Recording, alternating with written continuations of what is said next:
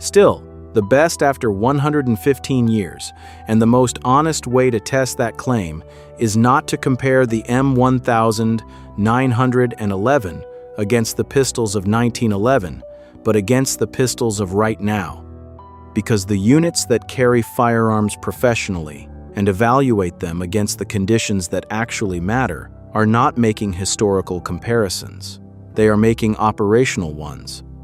The United States Marine Corps Force Reconnaissance units retained the M1911 in 45 ACP through multiple procurement cycles that gave them the option to transition to any modern pistol. According to the officer in charge of the Marine Corps Precision Weapon Shop, the M1911, A1 frames were the only ones strong enough to withstand the Force Recon training regimen, and Force Recon Marines may fire thousands of rounds during a pre-deployment workup, a round count at which the structural integrity of the frame becomes a genuine operational variable rather than a specification on a datasheet.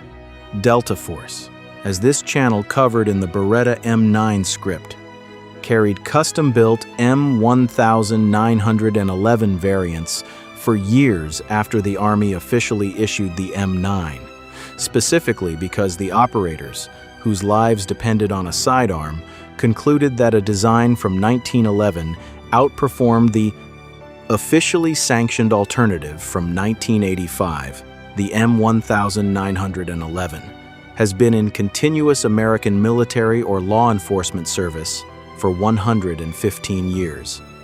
It has been officially retired multiple times. It keeps coming back, not because of sentiment, not because of lobbying, not because of institutional inertia. Because every time the people who carry pistols professionally are given the choice, a significant number of them choose the design that John Moses Browning completed the year before the Titanic sailed. To understand why that keeps happening, you need to start not with the pistol, but with the man who built it and the problem he was given to solve. John Moses Browning was born in Ogden, Utah, in 1855, the same year that Smith & Wesson was founded, and 4 years before the Spencer repeating rifle would change the Civil War's infantry dynamics forever. His father, Jonathan Browning, was a gunsmith who had relocated the family's workshop to Utah with the Mormon migration, and John grew up surrounded by mechanisms, tolerances, and the specific kind of problem-solving that comes from working with metal under constraint. He had no formal engineering education. He had better than that, he had a father who understood that a spring at the wrong tension would fail at the wrong moment, and a workshop in which every solution he proposed could be tested against the reality of whether it worked. He filed his first patent at 23 for a single-shot rifle that Winchester bought and used as the foundation of their lever-action line. What followed was the most productive individual career in the history of firearms design. The Winchester models of 1886, 1894, and 1895, the Colt single-action Army improvements, the Browning automatic rifle, the M2 heavy machine gun, the Auto 5 shotgun, and the pistol designs that culminated in the M1911. 128 patents, more than any other firearms designer in history. The path to the M1911 began not with a design brief, but with a failure. The failure of the .38 long Colt revolver in the Philippine jungle, which created the institutional requirement that Browning would spend 12 years building toward. The Philippine-American War began in 1899 and produced in its southern theater against the Moro warriors of Mindanao the specific tactical problem that would eventually drive the development of both the .45 ACP cartridge and the pistol that fired it. The Moro had been resisting foreign rule for 400 years before the Americans arrived, and approached combat with a ferocity that the Army's standard sidearm was not equipped to address.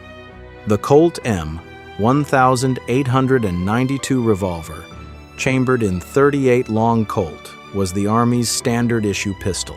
The .38 long Colt round, hitting a charging Moro warrior at close range, was consistently failing to stop the charge before it reached the American soldier with a blade. Reports from the field described Moro warriors absorbing multiple hits from the .38 and continuing their attack. Some accounts described American soldiers found dead, with their throats cut next to a Moro warrior who had taken 6 rounds to the chest. The situation was desperate enough that the Army pulled the single-action Colt cavalry revolver in .45 Colt out of storage as a stopgap. The older, heavier cartridge performed better. The conclusion was institutional. The caliber was the problem, and the minimum acceptable caliber for a military sidearm was .45. The Thompson-Lagarde tests of 1904 formalized this conclusion. Colonel Louis Lagarde, an Army surgeon who had studied wound ballistics with the specific intention of understanding how bullet energy transferred to human tissue, and Lieutenant Colonel John Thompson, the same Thompson who would later lend his name to the submachine gun, conducted a systematic series of tests using cadavers and live cattle to determine which caliber produced the most reliable incapacitation. Their conclusion specified a minimum caliber of 45/100ths of an inch, with a bullet weight and velocity that would deliver sufficient energy at combat ranges to incapacitate an attacker before a second strike was possible. The Thompson-Lagarde methodology has been criticized by later ballistics researchers for its limitations. Cadaver tests do not fully replicate the dynamics of living tissue under stress, and cattle tests introduce biological variables that make calibrated comparison difficult.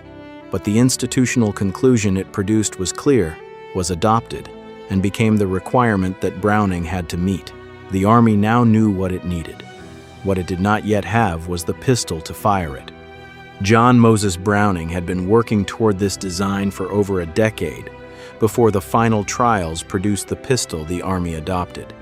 His path to the M1911 was not a single design inspiration, but a sustained engineering campaign that is worth understanding in specific terms because it explains why the result was as durable as it proved to be. The M1902 military model established the basic locked breech short recoil operating principle. The barrel and slide locked together at the moment of firing, recoiled rearward together, then separated as the barrel tilted down and stopped, while the slide continued rearward to eject the spent case and cock the hammer. The M1905 scaled the design up to accommodate the new .45 ACP cartridge. The scaling revealed structural weaknesses in the frame and slide that the .45 ACP's higher energy exposed, and the M1907 was a reinforced version that addressed those weaknesses, while adding the external hammer spur that cavalry commanders wanted for easy cocking while mounted. The grip safety arrived in 1908 after cavalry commanders raised the specific concern that a pistol could discharge if dropped while the horse was in motion. The internal extractor and revised grip angle that characterized the final design arrived in 1910, the result of Browning's analysis of every stoppage and complaint that the Army's iterative testing had produced across 12 years of refinement. The grip angle, the specific relationship between the grip axis and the barrel axis, was set so that when a trained soldier raised the pistol in a natural pointing motion, the barrel was already aligned with the target before the sights were consulted. This was not aesthetics. It was ergonomics, calculated from observation of how men actually raised their hands under stress. What entered the final trials was not Browning's first idea. It was his 12th, and every one of the 11 before it had contributed something specific to what the 12th became. The trials of 1910 were the last time the M1911 had to prove itself to an institution that doubted it. The competition had been narrowing since the formal 6 manufacturer trials of 1907, which had included entries from Colt, Luger, Savage, Noble, Bergmann, and White Merrill. The Luger, the German pistol that had become the iconic sidearm of the Kaiser's army and was already in wide military service across Europe, was eliminated on reliability grounds. DWM, the German manufacturer, eventually withdrew its entry, rather than continue modifying the Luger to meet Army requirements that the design's toggle lock mechanism resisted accommodating. By 1910, only the Colt and the Savage Arms competitor remained. Browning attended the final trials in person. The test was 6,000 rounds, fired over 2 days. The Savage pistol suffered 37 stoppages. The Colt, at some point during the sustained firing, became so hot it could no longer be safely handled. A bucket of water was produced. The pistol was dunked into it. It was removed, still hot, and firing resumed. Not one malfunction, 6,000 rounds. 1 pail of water, 0 stoppages. The Colt was formally adopted by the Army on March 29, 1911. The Army, the Navy, and the Marine Corps all adopted it. It went to Mexico with General Pershing's punitive expedition in 1916, the first major combat test. An ambitious young lieutenant named George S. Patton participated in the expedition and carried the M911 throughout his subsequent career, reportedly scoring hits on Villa's bodyguards during a skirmish near Rubio Ranch. It went to France in 1917. The Western Front revealed something about pistols that the cavalry orientation of the Army's original requirement had not fully anticipated. The trenches were not environments where officers fired from horseback at range. They were environments where men fought at distances of less than 10 feet, in darkness and noise and chaos, in dugouts and tunnels and shell craters where a rifle was too long to bring to bear and a pistol was the only option. The M1911's 45 ACP round and 7-round magazine were, at those distances, precisely what the Army's wound ballistics research had specified they should be. Sergeant Alvin York was 28 years old and from Pall Mall, Tennessee, and had initially sought conscientious objector status before concluding that his faith permitted service. On October 8, 1918, in the Argonne Forest, his patrol was ambushed by a German machine gun position. Several men in his patrol were killed in the initial contact. York took cover and began engaging the machine gun positions with his rifle, killing several German soldiers. A group of German soldiers charged his position with fixed bayonets. York drew his M1911 and killed 6 of them in sequence, working from the rear of the charge toward the front, so that each falling soldier did not warn the men ahead that the pistol was firing. He used 7 rounds. The result of the engagement was 132 German soldiers captured and 28 machine guns silenced. York received the Medal of Honor, the Croix de Guerre, and the Distinguished Service Cross. The account of his use of the M1911 against the bayonet charge became the most widely cited real-world validation of the 45 ACP's terminal performance and the pistol's reliability under the conditions that mattered most. It entered the institutional memory of the Army and the Marine Corps and remained there through every subsequent caliber debate for the next century. The Second World War produced the M1911 at industrial scale.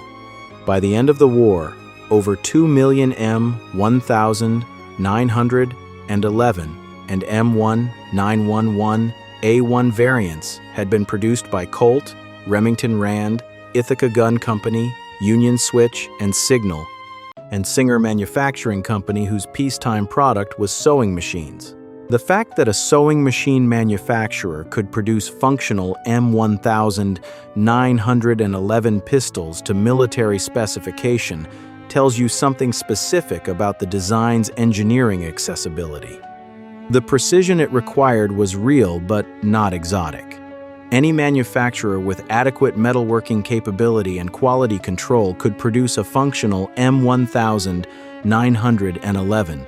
The M1911A1, the 1926 variant with a shorter trigger, an arched mainspring housing, a longer grip safety spur, relief cuts in the frame beside the trigger, and a wider front sight performed across the Pacific's jungle, humidity, and the European winter and the North African desert, without the kind of documented institutional complaint that generates replacement programs. It was not the primary infantry weapon in those environments. It was the officer's sidearm, the close-quarters tool, the last resort. For that specific role, it performed reliably enough that no serious effort was made to replace it before the war ended. The M911A1 that went through Korea and Vietnam was substantially the same pistol that had been adopted in 1911. The pistol that a Korean War Marine officer carried was mechanically interchangeable with the pistol that an Army officer had carried at the Meuse-Argonne in 1918. No other pistol in American military service has achieved that continuity of design across 4 major conflicts spanning 6 decades. The Vietnam War produced the first serious institutional pressure toward replacement, not because the M1911A1 was failing in combat, but because the Army's requirements had evolved in directions the design did not accommodate.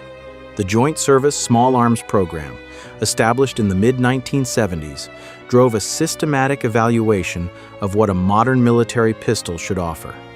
Capacity was the primary argument, 7 rounds in the magazine against the threat environment of the Cold War's projected conflicts was, in the Army's assessment, a genuine limitation compared to the double-stacked 9mm pistols that European NATO allies were fielding. The NATO standardization argument reinforced this. If all alliance members used the same cartridge, resupply in a coalition conflict was simplified. The weight argument was secondary, but real. At 38 ounces loaded, the M1911A1 was heavier than any of the 9mm alternatives being developed in Europe. None of these arguments addressed a documented failure of the M1911A1 in combat. They addressed doctrinal preferences about what a pistol should be, applied to a design built around different doctrinal preferences 70 years earlier. The Army wanted more rounds, a lighter weapon, and a cartridge that matched the alliance standard. The M1911A1 offered none of those things. In 1985, after the XM9 trials covered in this channel's Beretta M9 video, the M9 became the official sidearm of the United States Armed Forces. The M1911 was officially retired after 74 years of continuous service. It was not gone for long. The Marine Corps Force Reconnaissance companies received the Beretta M9 as standard issue in the transition. They looked at it, evaluated it against their specific requirements, the thousands of rounds per pre-deployment workup, the structural demands of direct action missions, and concluded that the M9 was not the pistol they needed. According to the officer in charge of the Marine Corps Precision Weapon Shop, the M1911A1 frames were the only ones strong enough to withstand the Force Recon training regimen. The M9's aluminum frame, adequate for conventional military service, was not adequate for the round counts that Force Recon's pre-deployment cycle imposed. While the rest of the Marine Corps transitioned to the M9, Force Recon kept the M1911. The precision rifle team at Quantico rebuilt existing M1911A1 frames with high-end commercial components into match-quality handguns designated the M45 MEUSOC, the MEUSOC designation.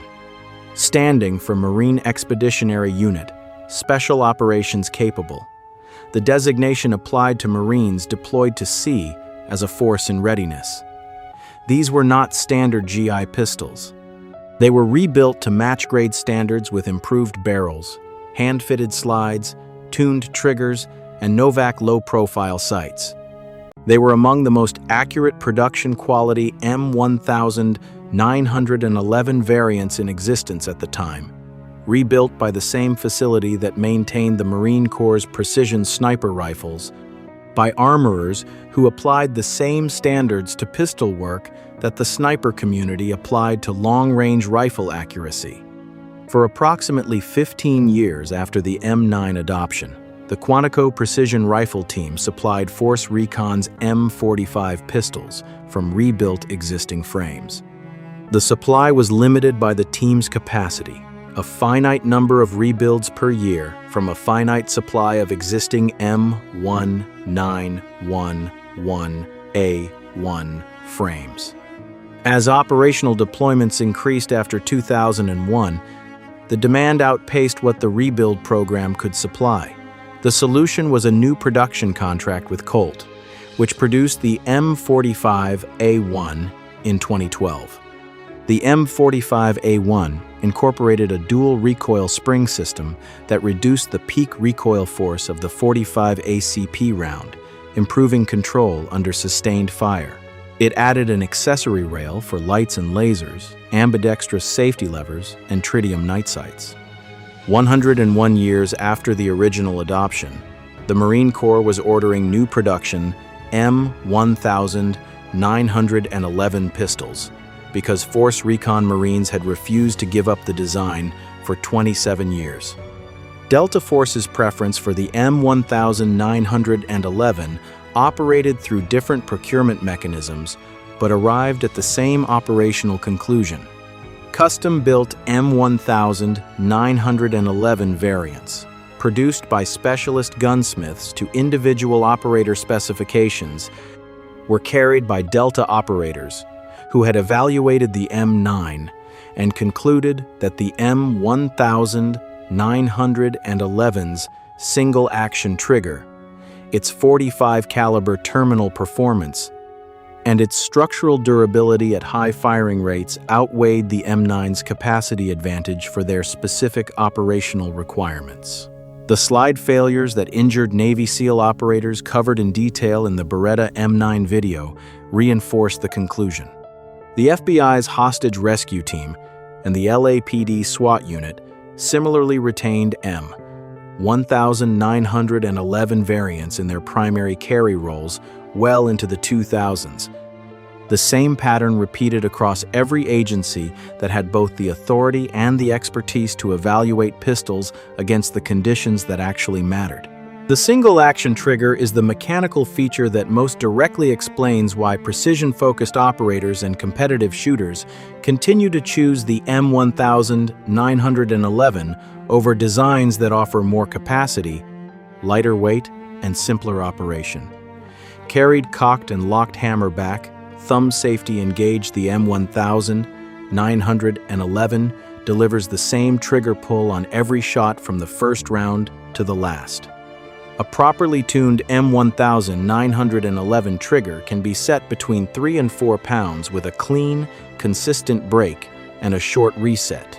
A Glock 17's trigger pull runs between 5 and 6 pounds with longer travel and a blade safety built into the trigger face that must be depressed to fire. A SIG P226 in double action mode requires a longer, heavier pull on the first shot before transitioning to single action for subsequent rounds, a transition that requires specific training to manage consistently under stress.